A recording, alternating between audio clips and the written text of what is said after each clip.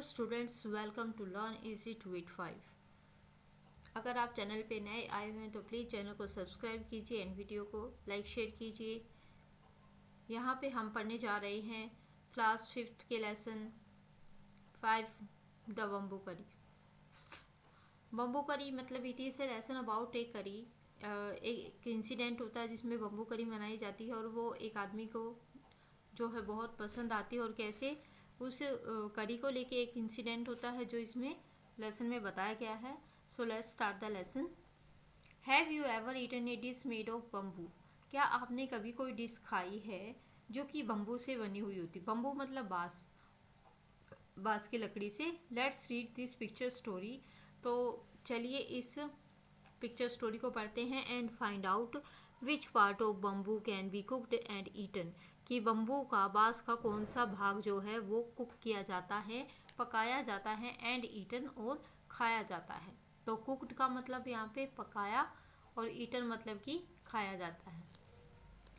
One day, the mother-in-law of a Santhal bridegroom cooked a special dish for him, and when he visited her, तो एक बार क्या होता है, एक संथाल नाम का जो दूल्हा होता है वो अपनी मदर इन लॉ को जो अपनी सास है उनके घर जाता है और उनके लिए एक स्पेशल डिश बनाई जाती है जब वो वहाँ पे पहुँचता है।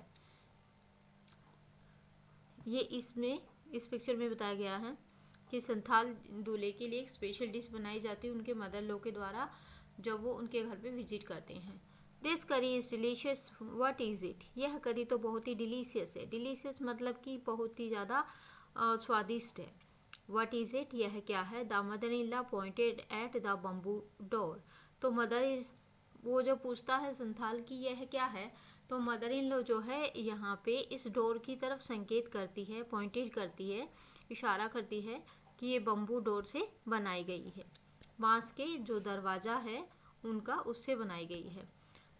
फिर क्या होता है देखिए, next morning just as he was about to leave, तो अगली सुबह जब वो बस चलने ही वाले होते हैं घर से, ही रिमेंबर्ड, तो उनको याद आता, किसको? संथाल को, that there was no bamboo in his village, कि उसके गांव में तो कोई बम्बू का पेड़ है ही नहीं, बांस का कोई पेड़ ही नहीं है।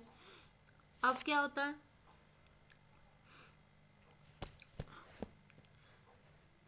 So he removed the bamboo door and carrying it with him left for his home. तो वो क्या करता है, उस बांस के पेड़ को रिमूव मतलब हटा देता, वहाँ से उखाड़ देता है और अपने साथ अपने घर ले जाने के लिए चल पड़ता है। नेक्स्ट पॉइंट 5 में बताया है, on reaching his village he told his wife make करी विद दिस बम्बू डोर। तो घर अपने गांव में पहुंचने पर वो अपनी वाइफ को बोलता है कि मेक करी बनाओ विद दिस बम्बू डोर, इस बम्बू के दरवाजे से, इस बम्बू के बांस के दरवाजे से करी बनाओ। Next, she was shocked, how can I make curry out of a bamboo door. तो वो यह सुनकर शौक हो जाती, हैरान हो जाती है कि मैं एक बम्बू के दरवाजे से करी कैसे बना सकती हूँ। तो come I will help you by chopping up the bamboo, he said, उसने कहा कि आई विल हेल्प यू, मैं तुम्हें हेल्प करता हूँ उस बम्बू को चॉप करने में। चॉप मतलब छोटे छोटे टुकड़ों में काटना, जैसे कि सब्जी को काटा जाता है, तो चॉपिंग कहलाती है। His wife boiled it and boiled it, उसकी वाइफ ने उसको काफ़ी देर बॉइल किया मतलब उबालती रही। Letter when her husband tested it he said, तो बाद में जब उसके हस्बैंड ने इस करी को टेस्ट किया उसने कहा, इट इज़ टू हार्ड, यह तो टू ईट मतलब यह तो खाने के लिए बहुत ही ज़्यादा सख्त है।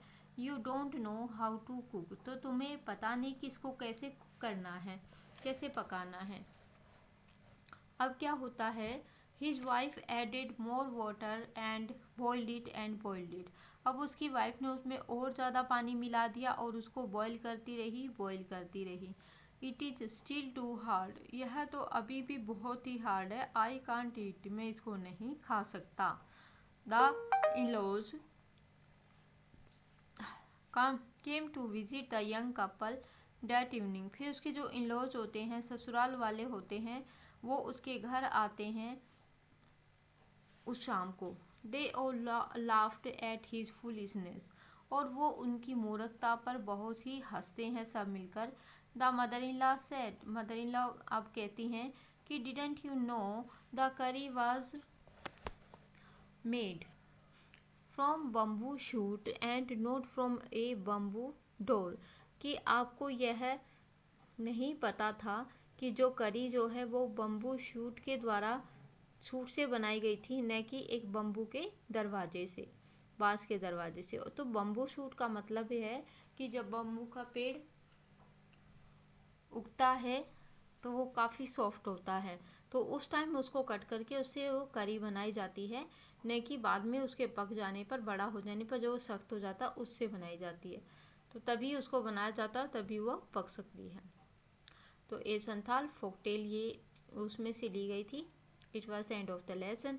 आपको अच्छे से लेसन समझ में आया होगा। सो प्लीज़ वीडियो को ऐसे ही लाइक शेयर कीजिए, कमेंट कीजिए एंड सब्सक्राइब कीजिए चैनल को। ऐसी वीडियोस के लिए बहुत सारी from class 5th to 10th सभी इंग्लिश से रिलेटेड वीडियोस चैनल पे आपको मिल जाएंगी। सो वीडियो को ऐसे ही देखते जाइए। Thank you so much keep watching learn easy 285।